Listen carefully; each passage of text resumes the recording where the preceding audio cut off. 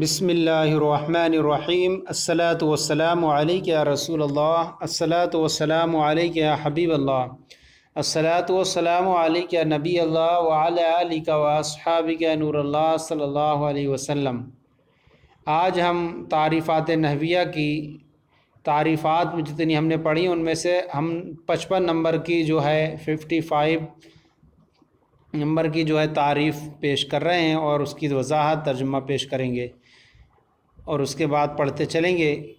التابع number 55 ہے۔ التابع ہوا کل ثان معرب بإعراب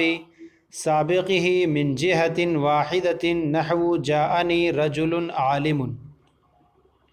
ترجمہ: تابع وہ دوسرا اسم ہے جس کا اعراب ایک ہی جہت سے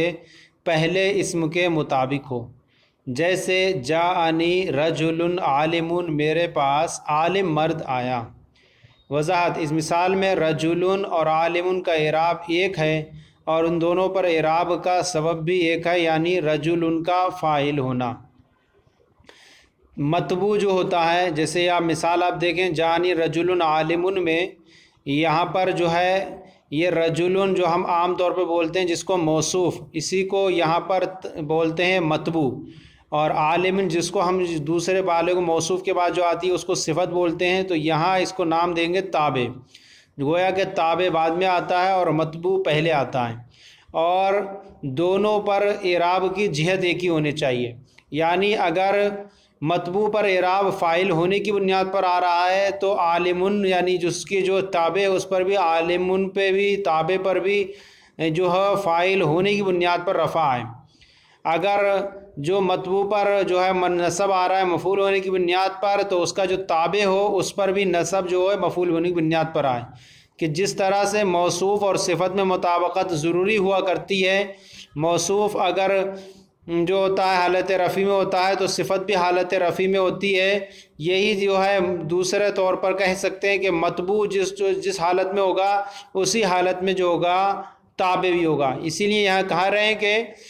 کہ تابع وہ دوسرا اسم ہے، یعنی پہلا تو یہ بنے گا اور دوسرا جو ہے مطبوع کے بعد، جس کا اعراب ایک ہی جہت سے پہلے اسم کے مطابق ہو، جیسے جانی رجل عالم۔ اس مثال میں رجل اور عالم کا اعراب ایک ہے اور ان دونوں پر اعراب کا سبب بھی ایک ہے، یعنی رجل کا فاعل ہونا۔ نمبر 56 النعت۔ النعت تابع يدل على معنى في متبوعه نحو جاءنی رجل عالم، او فی متعلق متبوعه نحو جاءنی رجل عالم ابوه ویسمى صفة ایضا۔ ترجمہ: نعت وہ تابع ہے جو اپنے مطبوع یا مطبوع کے متعلق میں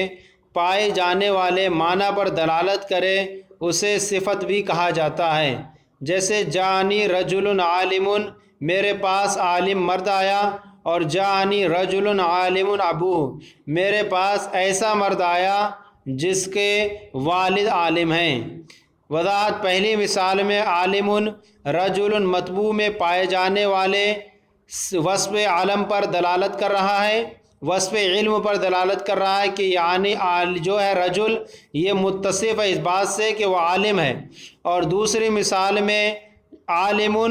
رجل کے متعلق ابوہ میں پائے جانے والے وصف علم پر دلالت کر رہا ہے۔ یہ دو مثالیں ہیں، آپ دیکھیں جانی رجل عالم میں یہ رجل مطبوع ہے اور عالم یہ اس کی نعت ہے، اور نعت اس کو ہم صفت بھی کہتے ہیں۔ اب آپ کی کتابوں کے اندر پڑھیں گے کہ صفت کی دو قسمیں، صفت حقیقی، صفت سببی۔ صفت حقیقی کہتے ہیں جو خود مطبوع کے وصف کو بیان کرے۔ مطبوع کے یہاں وصف کو بیان فرما رہا ہے کہ یہاں پر میرے پاس ایسا آدمی آیا، یعنی عالم مرد آیا جو کہ عالم سے متصف ہے، تو یہاں خود مطبوع کی صفت بیان کر رہا ہے مطبوع کے، تو اس کو ہم کہیں گے کہ یہ جو نعت ہے یہ نعت حقیقی ہے، یعنی صفت حقیقی ہے جو مطبوع کے وصف کو بیان کرے۔ اور جانی رجل عالم ابو، میرے پاس ایسا مرد آیا جس کا باپ عالم ہے، یہاں دوسری مثال کے اندر یہ رجل تو مطبوع ہے اور عالم یہ نعت ہے، لیکن یہ نعت یہ صفت جو ہے اس مطبوع کی بیان نہیں کر رہا ہے مطبوع کے، بلکہ مطبوع کے متعلق ابوہ کے اندر پائے جانے والے وصف کو بیان پر دلالت کر رہا ہے، وصف علم پر۔ یعنی میرے پاس ایسا مرد آیا جس کا باپ عالم ہے، تو باپ کے عالم ہونے کو بیان کر رہا ہے یہ، نہ کہ رجل ان کے عالم ہونے کو۔ تو یہاں پر یہ کہیں گے کہ ہم یہاں یہ نعت جو ہے یہ نعت صفت سببی ہے جو متعلق کے وصف کو بیان کرے، تو یہ رجل مطبوع ہے اور یہ اس کا یہ متعلق ہے، تو مطبوع کے متعلق کو وصف کو بیان کرے تو اس کو صفت سببی کہتے ہیں، اور جو مطبوع کے وصف کو بیان کرے اس کو صفت حقیقی کہتے ہیں۔ یہی یہاں پر بیان کر رہے ہیں کہ دوسری مثال میں عالم رجل کے متعلق ابوہ میں پائے جانے والے وصف علم پر دلالت کر رہا ہے۔ اتنا یاد رکھیں گے کہ اس کے اندر خود جو ہے موصوف یعنی مطبوع کے اگر وصف کو بیان کیا جا رہا ہے تو وہاں کہیں گے صفت حقیقی ہے، اور اگر وہاں مطبوع کے متعلق کے وصف کو بیان کیا جا رہا ہے تو وہاں ہم کہیں گے کہ صفت سببی ہے۔ نمبر 57 العطف بالحروف تابع ينسب إليه ما نسب إلى متبوعه وكلاهما مقصودان بتلك النسبة ويسمى عطف النسق نحو قام زيد وعمر۔ ترجمہ: عطف بالحروف وہ تابع ہے کہ اس کی طرف وہی کچھ منسوب ہوتا ہے جس کی نسبت اس کے مطبوع کی طرف ہوتی ہے، اور اس نسبت سے یہ دونوں مقصود ہوتے ہیں، اسے عطف نسق بھی کہا جاتا ہے۔ جیسے قامہ زید و عمر، زید اور عمر کھڑے ہوئے۔ اس وضاحت اس مثال میں عمر معطوف بالحرف ہے، قامہ فعل کی نسبت زید اور عمر دونوں کی طرف کی گئی ہے، اور اس نسبت سے یہ دونوں ہی مقصود ہیں۔ وضاحت میں سب کچھ ہو گیا، پھر بھی ہم بیان کرتے ہیں۔ قامہ زید و عمر، یہ زید یہ قامہ یہ فعل ہے، زید یہ معطوف علیہ کہیں، اور واو یہ حرف عطف ہے، اس کو عطف بالحروف کہیں، اور یہ عمر جو ہے یہ اس کے بعد یہ آ رہا ہے، اس کو ہم کہیں گے معطوف، تو اس کو ہم کہتے ہیں معطوف بے حرف بھی کہتے ہیں۔ اس میں عمر جو ہے معطوف بے حرف یعنی حرف کے ذریعے معطوف ہوا ہے زید پر، اور یہاں بتایا گیا کہ زید یعنی زید کھڑا ہوا، تو جو کچھ نسبت زید کی طرف کی گئی کھڑے ہونے کی، وہی نسبت سیم جو ہے وہ عمر کی طرف کھڑے ہونے کی ہے، یعنی جو کچھ حکم جو ہے زید مطبوع پر لگا وہی حکم جو ہے معطوف بحرف پر لگ رہا ہے، یعنی زید کے لیے جس طرح قیام ثابت ہو رہا ہے اسی طرح عمر کے لیے بھی قیام ثابت ہے۔ دونوں ہی مقصود ہیں، یعنی بتانا مقصود ہے کہ زید اور عمر دونوں ہی کھڑے ہوئے، تو دونوں مقصود ہوتے ہیں اس میں۔ تو پہلا والا مطبوع ہوتا ہے اور دوسرا والا معطوف بحرف ہوتا ہے۔ نمبر 58 التاکید التاکید تابع يدل على تقریر المطبوع فيما نصب او على شمول الحكم لكل فرد من افراد المطبوع نحو جاءني زید وجاءني القوم كلهم۔ ترجمہ: تاکید وہ تابع ہے جو مطبوع کی طرف کسی شے کی نسبت کو پختہ ہونے پر دلالت کرتا ہے، یا اس بات پر دلالت کرتا ہے کہ حکم مطبوع کے تمام افراد کو شامل ہے۔ نسبت میں پختہ کرنے کی مثال جاءنی زید میرے پاس زید ہی آیا، اور مطبوع کے تمام افراد کے لیے حکم کے عام ہونے پر دلالت کرنے کی مثال جاءنی القوم کلہم میرے پاس پوری قوم آئی۔ اب وضاحت اس میں یہ نسبت میں پختہ کرنے کا مطلب یہ ہے کہ تاکید اپنے مطبوع کی طرف منسوب ہونے والے حکم میں پائے جانے والے وہم مجاز کو دور کرتا ہے۔ جیسے جاءنی زید، اس مثال میں دوسرے زید نے پہلے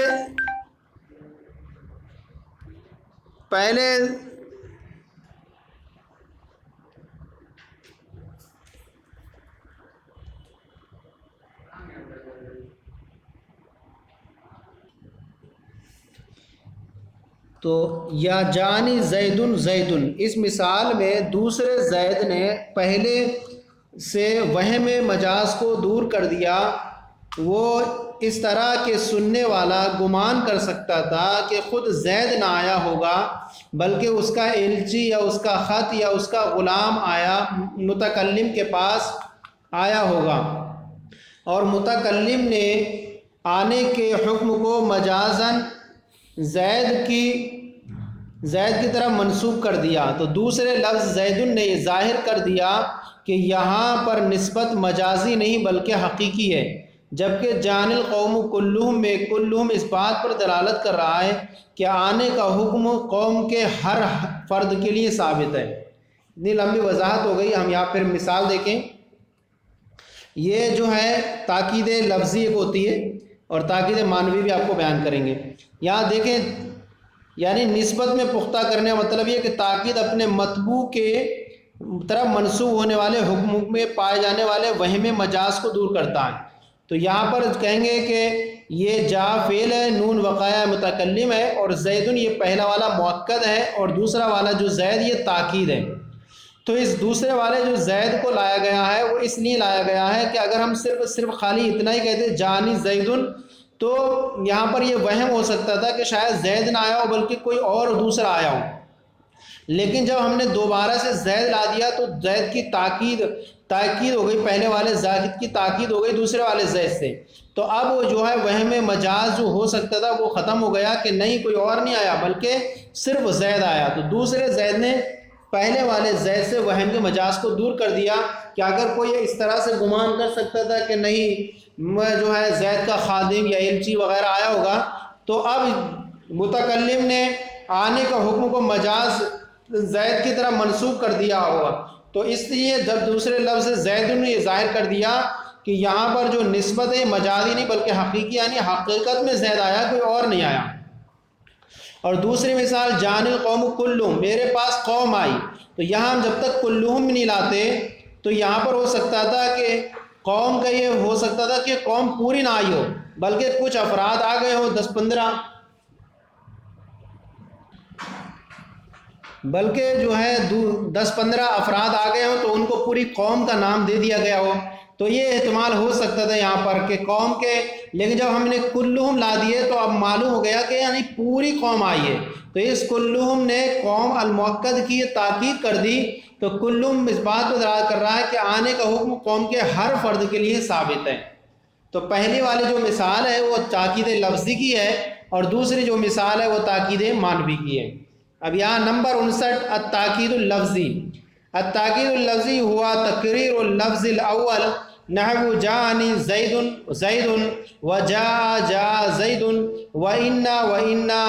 زیدن شاعر۔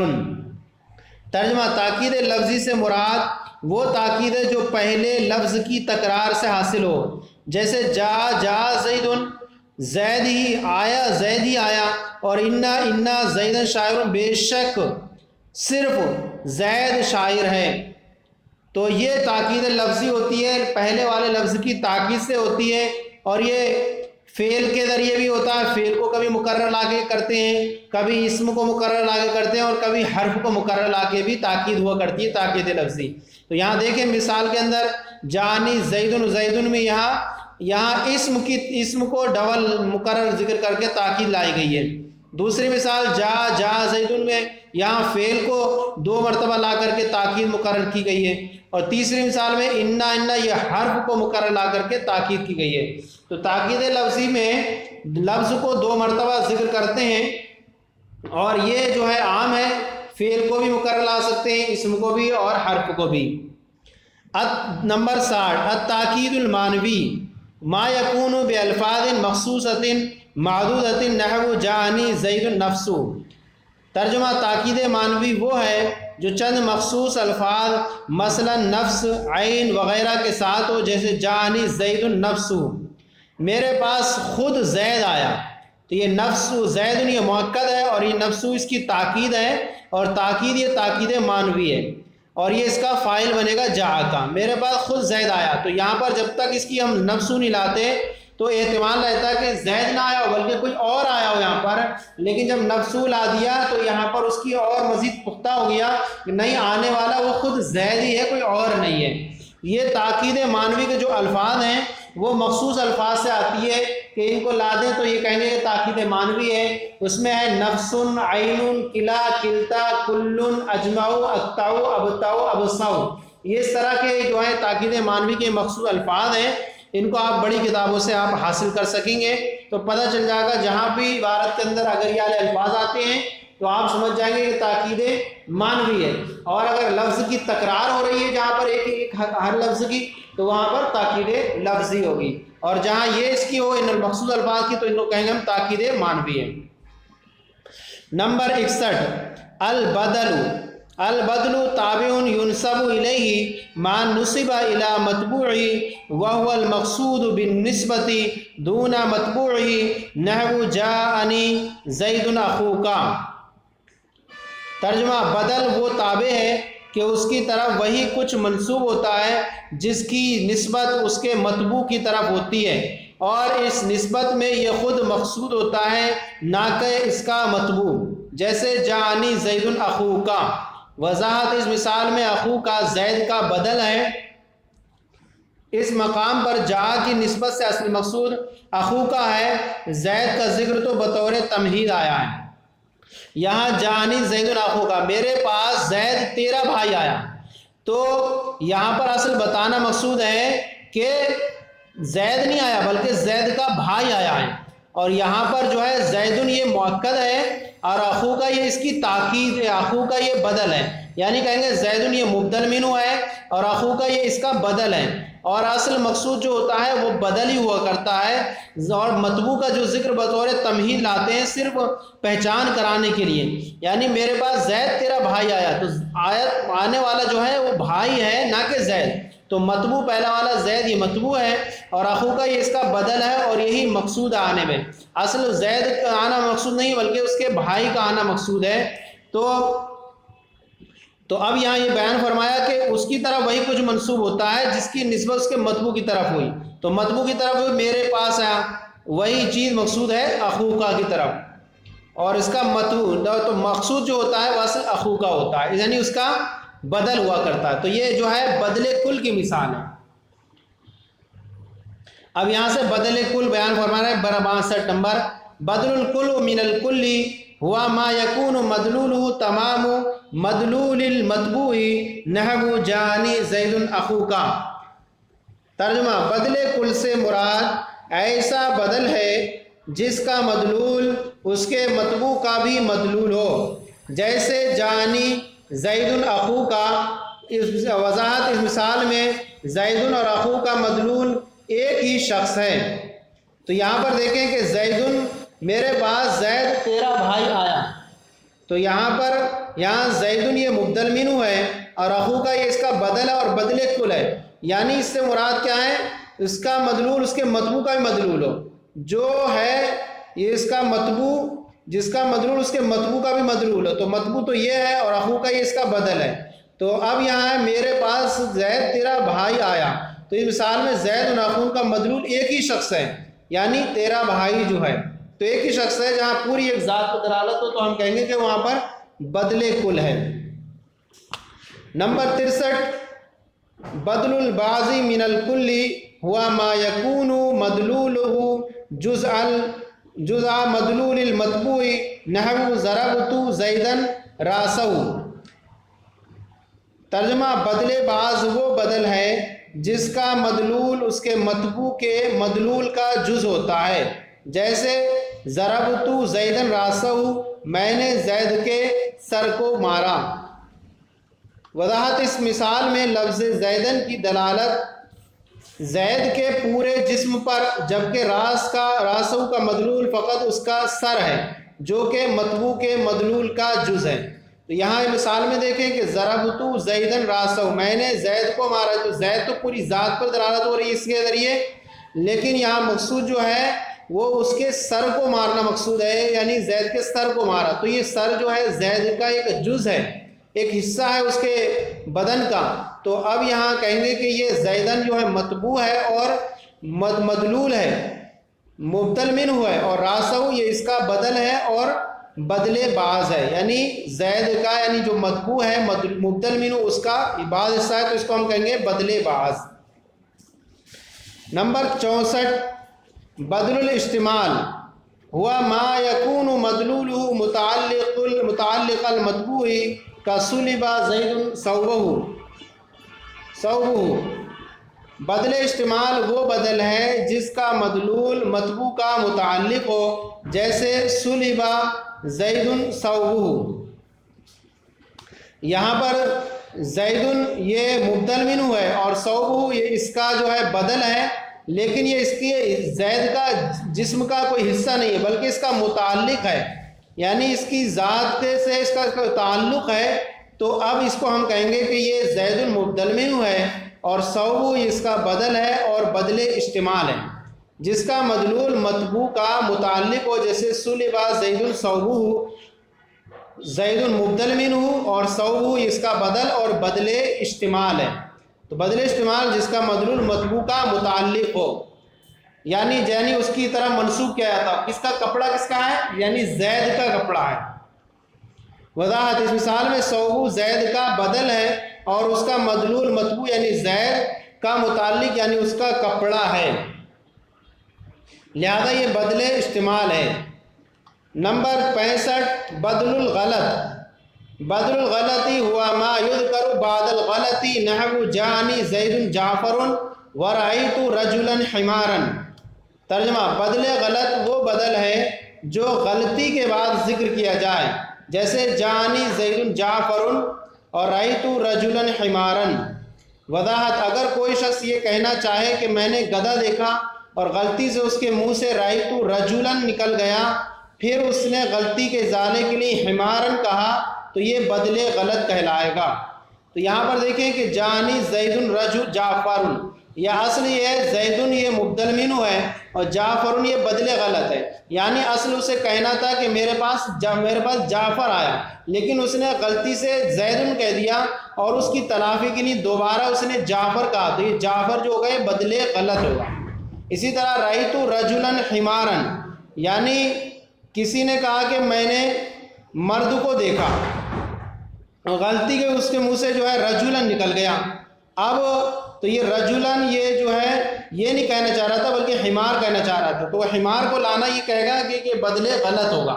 تو پہلا والا مبدل منہ ہوگا، دوسرا والا یہ بدل غلط ہوگا، یعنی اصل میں کہنا تھا میں نے گدھے کو دیکھا، اسی طرح کہنا تھا میرے پاس جعفر آیا لیکن زید کہہ دیا، تو اس کے بعد غلطی کے ازالے کے لیے اس نے